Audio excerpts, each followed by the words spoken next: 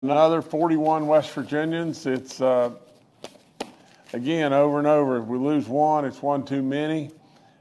You'll see a lot of good stuff on our numbers as we go through, but for these folks and all their loved ones and everything, it's tragic, and please, please keep them in your prayers. The 6,795th death is a 70-year-old female from Fayette County. The 6,796th death, a 57-year-old male from Kanawha County. The 6,797th death, an 85-year-old female from Wood County. The 6,798th death, a 78-year-old female from Upshur County.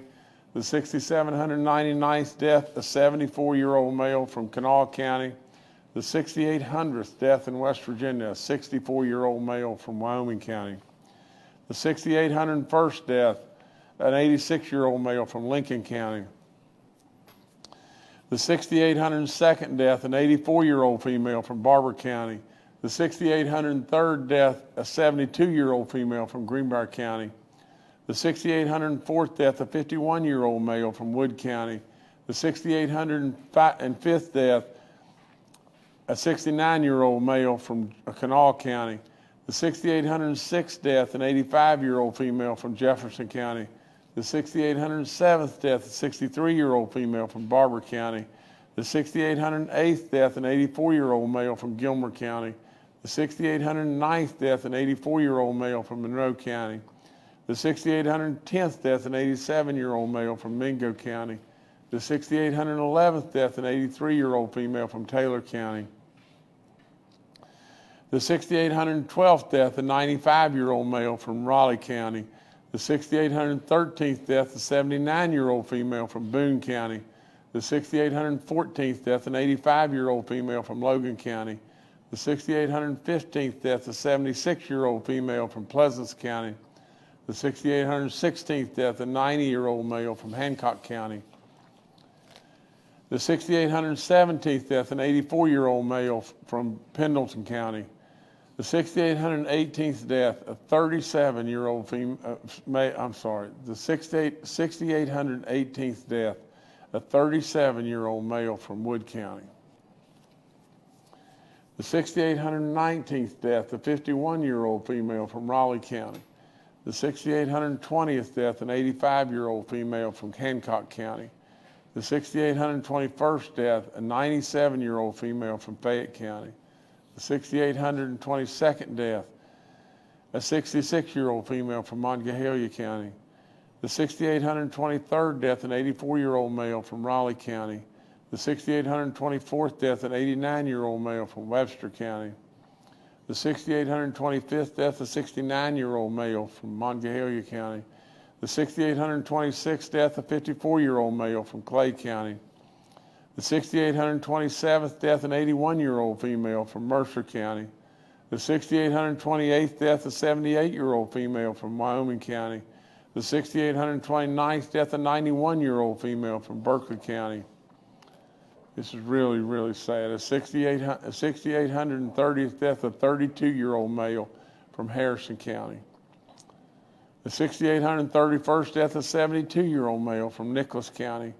The 6,832nd death, an 80-year-old female from Mason County. The 6,833rd death, a 75-year-old male from Hardy County. The 6,834th death is an 89-year-old female from Berkeley County. And the 6,835th death in West Virginia is a 74-year-old male from Wetzel County. The good thing of the 41 today, 25 of them are reconciliations, so I do believe we're still really moving in the right direction, but please don't let these people become a number. That's all in the world I can say. Active cases today at 376. New cases today at 95. It's incredibly low compared to where we've been. Our daily percent positivity rate is at 1.21. Cumulative positive rate is at 8.22. Recovered cases are 490,653. There's 148 people hospitalized in West Virginia on COVID, and 42 in the ICU units, and 18 of them are on ventilators. Every county in the state's green. We've been that way a few days. We want to absolutely keep that up. Here's a real surefire way how you can keep it up. I want you to pay real close attention to this. Yesterday, the CDC expanded eligibility for all additional booster doses for certain individuals who may be at a higher risk of severe outcomes from COVID, and people over the age of 50 can now get an additional booster 4 months after their prior dose to increase their protection further. Now look, for crying out loud, if you have been vaccinated, fully vaccinated, 2 shots, got a booster shot, now if you're 4 months out from that and you're 50 years of age or older, or you are of the higher risk, a higher risk person, you really need to get this 4th shot. And that's all there is to it. If you haven't taken the booster shot, I don't think that's wise. I just don't think it's wise. And really and truly, if you don't get this shot and it's available to you, and run and get it right now, and you're 4 months out from your booster, that's not wise either. These vaccines are incredibly safe, and we know that. We know that. We're living proof of that.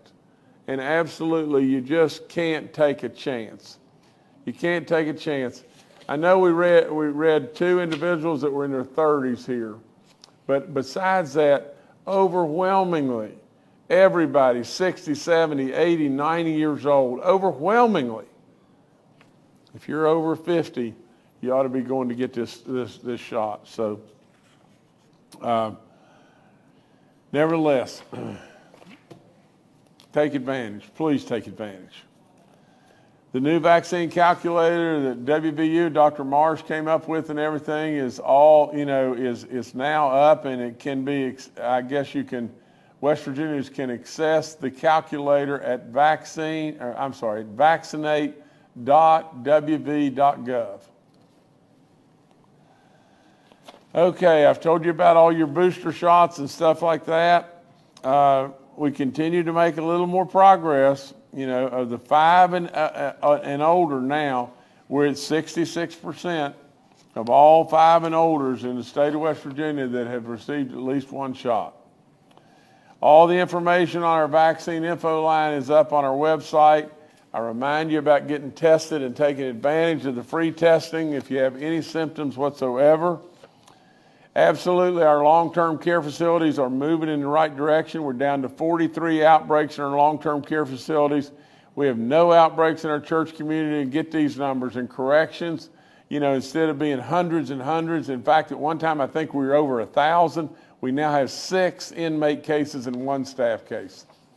Good work by a lot of people. I've talked to you about the rental assistance program and how landlords can apply. Absolutely how renters can apply. There's still dollars there. You need to absolutely take advantage if you're a landlord or a renter. And I've also talked to you about the new homeowner assistance program. This is for homeowners in the state of West Virginia. The program is now officially open, and this program can really put some major dollars back in your pocket if you're struggling with your mortgage payments, utilities, past due insurance, property taxes, other housing costs. Now get this, if you're struggling with your past due mortgage payments up to $15,000, maybe we can get that to you. Past due utilities, $2,500. Past due insurance and tax payments, and other housing costs up to $5,000 or more. If you qualify, take advantage. It's just going to pump more dollars into our system in this state, and that is helpful to all of us, and it absolutely helps these individuals out big time. Giving blood, please consider. There's lots and lots of blessings going on all across this great state, and if you've survived this terrible, dreaded disease, check with your physician about the possibility of you giving blood. Our Jump Start program, let me tell you something about our Jump Start program. Yesterday, I was going through a drive-through window, one of the fast food places. Probably shouldn't have been doing that, but But I was doing it and everything, just picking up just something. And two ladies that were there, two of the ladies that were there, they said, do you know we've been back to work now, one of them for 6 weeks and one of them had been back to work since October. And they're looking and they're hopeful of getting this $1,500 Jumpstart check. They referenced that right off the get-go. And they said, we hadn't been working and we came back to work or we got into the workforce. I can't recall exactly what they did. Here's the question that I asked them. Are you happy to be back to work? And both of them said, you dadgum right. I feel so much better. Absolutely, you dadgum right. And they were excited as they could be, and they were just as friendly and happy acting as they could possibly be. Just maybe. Maybe if we don't reach anybody else, we reach two. What are two worth? That give a real feeling of accomplishment and pride. Our Jumpstart program, $1,500, that may absolutely get them on their way in their life, and we need them. We need them. Our businesses need them. Tickled me to death, to tell you the truth. Really proud of those ladies. I hear something that would just blow you away. And it's... when you walk into something and it's not running very well, and then all of a sudden all the right buttons are pushed by lots of people, but you've been the coach and you've been the leader of the band, and all of a sudden the engine starts running and it starts working, and that's what's happened with West Virginia. And now the engine is really running. There was a time when I came in front of you and I stood up and said, I'm going to take you on a rocket ship ride. And there's lots of people that thought, there's no way. What in the world is he talking about? We've been West Virginia forever and we'll be West Virginia forever. But I didn't believe it. I didn't believe it at all. Now, can you just imagine this?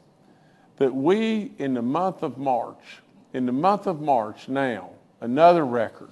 How many more records are we going to have? I hope to goodness that I can just continue to pump out record after record after record. And you know what I hope? I hope we can rub it in the face of those that didn't believe and rub it in the face of people out of state that have told all the bad jokes about West Virginia, because West Virginia, you are doing fantastic. That's all there is to it. In the month of March, we were $150.1 million above budget in 1 month. I mean, do you remember when I, brought out the lays and all the stuff and when we were $32 million above budget in the month of July? And then I think we were $32 million again in the month of August, and together the 2 months totaled really $65 million, because there's 32,600 or whatever, and 32, 450 or whatever, but it was 65 total. Now, with all that being said, now just think about it. Think about it. $150.1 million in the month of March. And year to date now, we are at $740 million above budget. It is amazing, beyond belief. Yeah. And so there's no point in me going through all the little details and everything here, but you've got, I'm going to just touch on just a couple. Severance tax naturally are way up. The personal income tax is off the chart, way up. Consumer sales tax 11% ahead of last year. The corporate net income tax is significantly up. I mean, it's just all across the board. And so we just are going to keep this thing rolling and everything, and there's no question. I don't care what anybody says. Not only are we on the rocket ship ride, we're kicked back and really enjoying the ride. We want to make sure and manage the store properly and set ourselves up in West Virginia for decades and decades of goodness to come. We owe our young people that. We owe all those that are going to come behind us just that. and everything. Now, we got this thing really going. We don't want to be frivolous and just throw the money away. We want to be smart, really, really smart. So I challenge all of us to not drop the ball, not get in our own way, but really and truly, this is unbelievable, and this is really great stuff. I did veto 5 bills, just to touch on real quick, House Bill 2020, I felt like that we hastily got it through, and we surely need to do some more work in regard to really getting some real experts in. Naturally, we want to improve DHHR in every way, and I stand behind that, and in every way. But with all of this, we sure don't want to do something to where we could stub our toe and lose some of our federal funding and really hurt a bunch of people, because they depend on us. I mean, they really depend on us. And so we're going to get it right, and when we get it right, we'll move forward. But I can't see moving forward, with a 2 or an 8-page bill, on an agency that expands all across the universe like DHHR does. I also vetoed House Bill 4001. It's in regard to broadband. Everybody here knows I am excited as I can possibly be about broadband. It is absolutely going to be our future in every way. It's just another one of our, highways that we need to work on in every direction. And with all of this, we'll get all this straightened out. We're going to get this straightened out in our special session that is coming up in about 30 days and everything. There's just some technical flaws in what we had, and we had really an uprising, from many of the business leaders, many of the providers that are going to be putting the broadband out and doing all the different stuff that said that this is a big time mistake, and we're going to really stub our toe. And so had to veto that, but we'll get all that straight, and we'll get it straight real soon. Economic development will be working really hard with the legislative leadership, and we'll get everything right to where we can move forward in the correct way. There was 2 other bills, House Bill 2300 and Senate Bill 573. We vetoed purely because of technical issues and everything, and Senate Bill 729, which was intended to create a self-sustaining fund with the West Virginia Economic Development Authority. We also vetoed it because it had several technical errors as well, and we hope to revisit that immediately, and probably in a special session, and get this to where it just the rough edges are knocked off of it, and then we get it on through and everything, and it'll just be a better bill.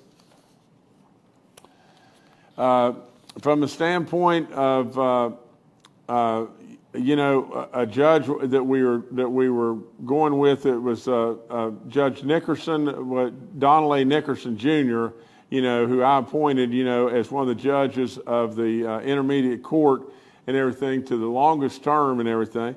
We appreciate, his consideration and everything. He's decided to back away from that. I think, that when he got really into it and everything and looked at all the requirements and whatever like that, he decided that, it was in his best interest from a financial standpoint and other considerations. I'm sure that he decided to decline.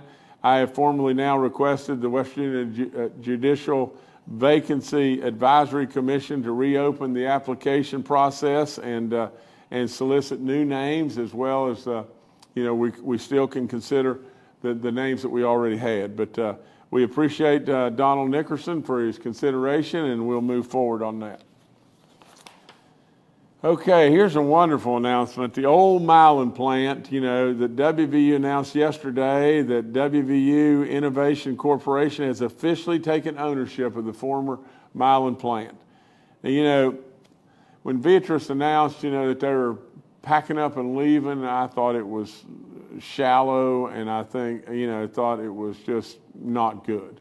Because we all know what they're doing. I mean, really and truly, they're going to go overseas, make the drugs. The drugs are probably going to be inferior to how they were, well, we know how they were made here and everything. make them with cheap labor and ship them back here. And, you know, and we all know that, and it wasn't good. They did make a commitment that they would work with WVU, and so the two parties continued to work together, and so finally, you know, we're at a conclusion here on at least the buildings. And so WVU, I am very, very confident that with all the great stuff that's going on at WVU today, you know, that many, many good things are about to happen in those buildings, you know, and it's just a crying shame as to what happened, and you know, so we're going to keep doing what I said. I mean, all these problems are not simple. I mean, you just don't just boom and they get solved. You keep working it, and you just work it and work it and work it, and try to be as smart as you can possibly be about it. But we're knocking them down. We're knocking them down one right after another, and we appreciate WVU. We appreciate Beatrice, you know, still working with us and all this and everything. But according to the WVU announcement, discussions are already underway with potential tenants to lease space within the 1.1 million square foot facility. So all that's good. Good news, and we thank WVU in every way. Here's something that's really, really neat. Klockner is, you know, the manufacturing plant that they put in at Beaver, it's knocking it out of the park in every way, and all of a sudden now, it has been named their worldwide plant of the year for productivity. It's unbelievable. It is just unbelievable. You know, when people on the outside, I have said it 1,000 times, when people on the outside that thought we were the backward or the poor or a state that just had no hope of doing anything, when they get a taste of West Virginia, they'll see craftsmen, they'll see faith-based, good people, hard-working people, people that don't mind getting their hands dirty, and people absolutely that appreciate the opportunity that others bring when they come to this state. And bingo, there it is, right in front of you. The plant that we just announced, and you know, back in November of 2020. November of 2020, here they came. And literally in Beaver, West Virginia, that they've been named by Klockner as their worldwide plant of the year for productivity. Doesn't surprise me a bit. You know, now what they're going to do, they're going to expand more in West Virginia. Absolutely, it just keeps happening and happening, and I knew it would happen. I knew it all along. You know why I knew it? Because I believed in you. I believed in you with all my soul. I knew how good you were. I had seen you every day of my life, and without any question, you just keep making me proud. Now I've got to read a little bit to you here, but you know, April Fool's is today, and my communications people, they came up with all kinds of stuff and everything, and some of it was a little probably a bit over the edge, and so I'm not going to go there with you, but I'm going to read this to you because, you know, they've also brought me this. It says, speaking of April Fool's jokes, I saw an article in a publication called #West Virginia, and they said that they said they did an exclusive interview with me, and I wanted to read some of it, you know, throughout all the discussions and everything, that I would be reading some of it to you. It says, Governor Justice, in quotes, said, it's time for West Virginia to share all the goodness that we do here with the entire universe. So that's why we're going to do, and we're going to promote just this. We're going to reach out to the entire universe and share with the universe how West Virginia's doing. It says, Governor Justice, who proudly takes claim to being one of the state's most popular governors, that he absolutely has the facts now on his side. He says, I'm proud of you, West Virginia. I'm proud of your effort. My dad would always have said, don't confuse effort with accomplishment.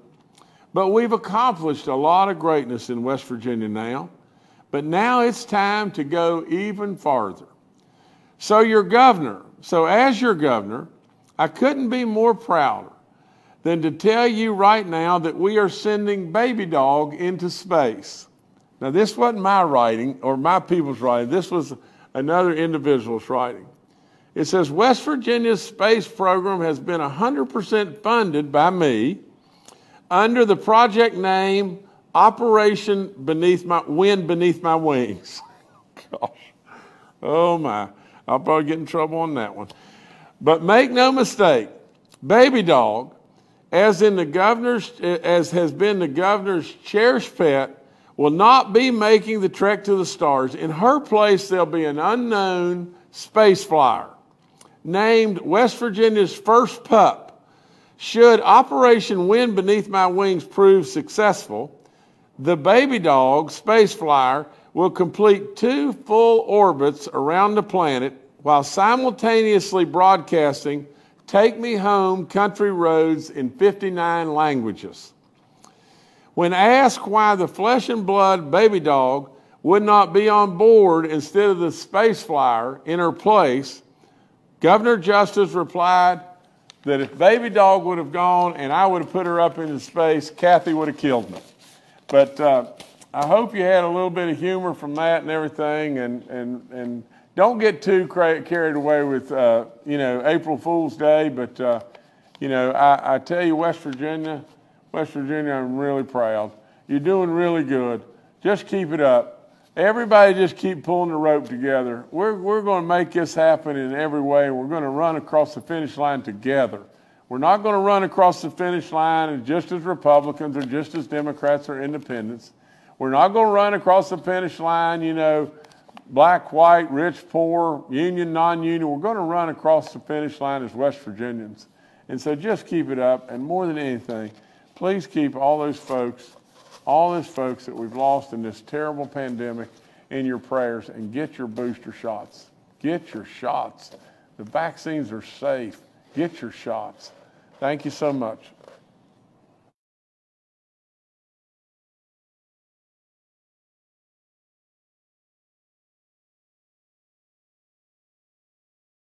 All right, thank you, Governor. Dr. Clay Marsh, our coronavirus czar, and Dr. Ayn Amjad, our state health officer, are also joining us today and are available for questions. Secretary Bill Crouch and retired Major General Jim Hoyer had prior engagements today and will rejoin us next week. We'll now go to questions from members of the media. The first today from Charles Young with WV News.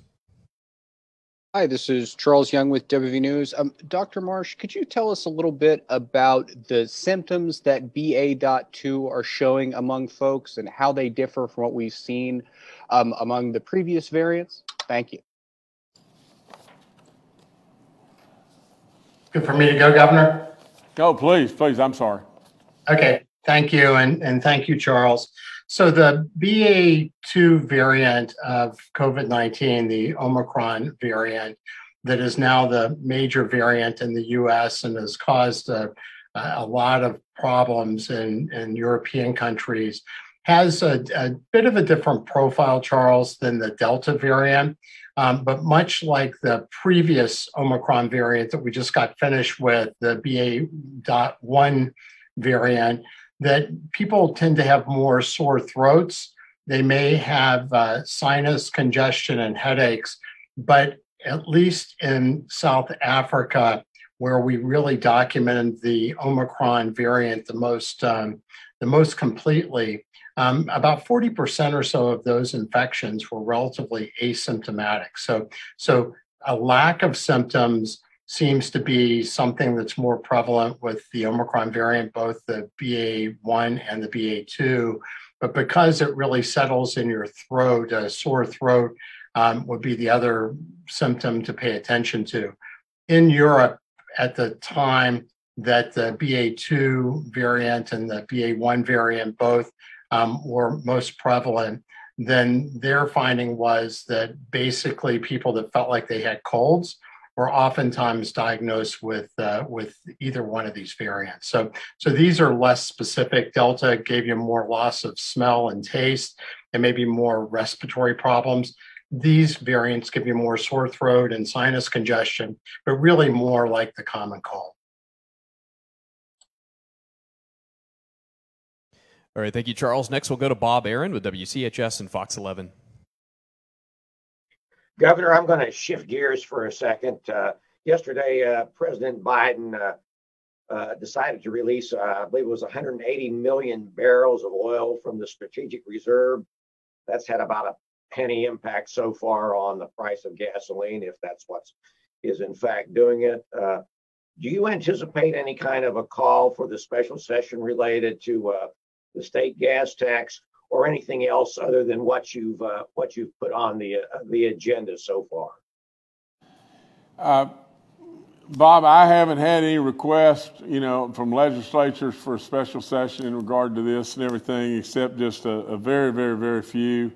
Bob, there's just so many ramifications. Like I said, we could talk about this a long time, but at the end of the day, we know people are hurting, and I want to try to help in any way I possibly can help anyway. But in addition to that, Bob, there's all kinds of technicalities from the standpoint of these dollars are going in the Roads to Prosperity programs and fixing slips and ditches and all kinds of different things every single day. And the net of the whole thing is just look at what's happened. We're releasing I think, is it 180 million barrels of gasoline, of oil right now from our strategic oil supplies. I mean, think about that now. We're going to do that, I think, at 1 million barrels a day or 1 million gallons a day, and it moves the price of gasoline a penny. At the end of the day, Bob, honestly, if Joe Biden wanted to move gasoline prices, or we're going to be strapped with these outrageous prices forever and a day, if we want to move the price of gasoline prices and everything, why on God's earth are we not really running with Donald Trump's energy independent plan or some variation of energy independence? Without any question in this country, we have the ability to do that. The ability to have the cheapest energy maybe there is in the whole world, right here. The cheapest gas, I think, maybe in the world is right here in West Virginia. And absolutely, we're getting the door slammed on us every way you can turn. It doesn't make one bit of sense. Now, we can absolutely Band-Aid something. And, and really and truly, at the end of the day, if our legislature comes back to me and says, this is what we want to do and everything, I'll gladly sign it. Gladly sign it. But there's no possibility you can take these dollars out of the contingency fund, the governor's contingency fund. There's not enough dollars in the governor's contingency fund to be able to do it. Maybe for a few days, but then it becomes, a Band-Aid for cancer. And at the end, and with all of that, it doesn't really cure anything. We want to cure something. Unless this nation, we want to struggle through outrageous, beyond belief, outrageous gas prices forever, we better become energy independent. And I'd say one other thing, Bob, and just stay with me just one more second. We think things are bad right now. The weakness in Ukraine and all across the globe, everything that happened in Afghanistan and everywhere else, the weakness that we have as a nation across, or percepted weakness that we have, the perception of weakness that we have all across this globe has us, whether you buy it or not buy it, and we can't go to sleep at the switch, we could be right on the verge of a conflict that could lead to World War III. I do not think that at all, but it could. It could happen. Now, if that be the case, Bob, we're going to sit back and absolutely, instead of debating, how we can help out just a little bit in a very, very short window and everything, and maybe disrupt, repairing our roads and all the different things there, and instead of just jumping and being penny wise and pound poor, just think of what we could really be facing. What do you think our energy costs are going to be if this conflict broadens? You know, we're sitting around saying, oh my gosh, you know, oil has gone to $100 a barrel. And there were some people that were thinking, you know, who knows? It could go to $200 a barrel, $250 a barrel. Well, I will promise you, if Putin invades Poland or another one or one of the NATO countries, absolutely you can put it in the bank. We'll be sitting back hoping that we could have $4.20 gasoline, because it will go through the roof, and it will go through the roof not because of what we're doing in West Virginia. We won't have anything to do with it. It will go through the roof 100% because nationally we have become weak in the eyes of a lot of people that are trying to take advantage. We best better listen. We best better get on our way back to energy independence, and that'll take care of our gas prices right now. So that's my thought anyway. All right, thank you, Bob. Next to Paul Mylon with WCBC. Good afternoon, Governor. Good afternoon, everyone. We'll keep it on the national level for a second and mix it a little bit with COVID. There have been allegations nationally that the CDC gave the National Education Association a little bit of influence over policy that it generated. During this pandemic, Governor, have you been concerned about what's been coming out of the CDC and if it has been politically motivated at times? And with regard to your own interagency, what kind of influences do you have? Who do you talk to outside of the group that we see on the briefings every week? Thank you. Well, Paul, you know, I'm talking to everybody. You know that. I mean, I'm talking to everybody all the time. And primarily you know, my team of you know, experts, you know, from the standpoint of all the stuff we've gone through with COVID. But Paul, you see what's going on in D.C.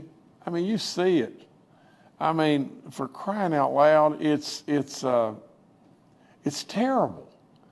How many inconsistencies, how many things are coming out of the CDC that absolutely are wrong? You know, I mean, just think about West Virginia for just 1 second.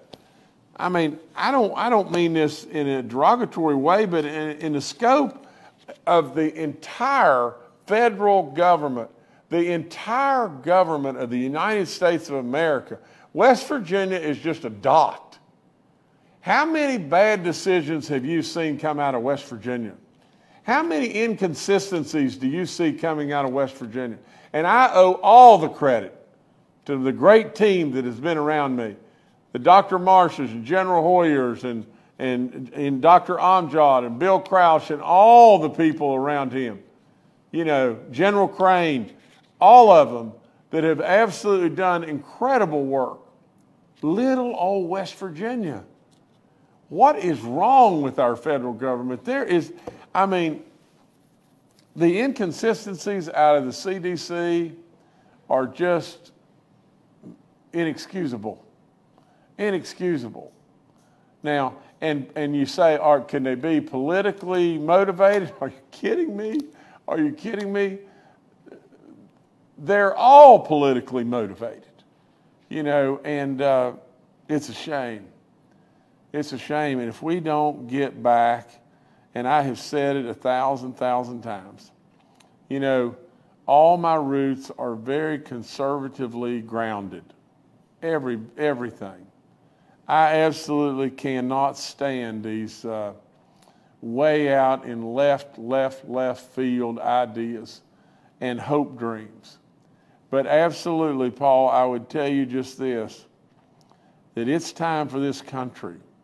It's past time for this country to quit absolutely just lining up all the Republicans over here, all the Democrats are over here, and no matter what anybody says of any kind of logic or reason, we just don't like it because they're Democrats or they're Republicans.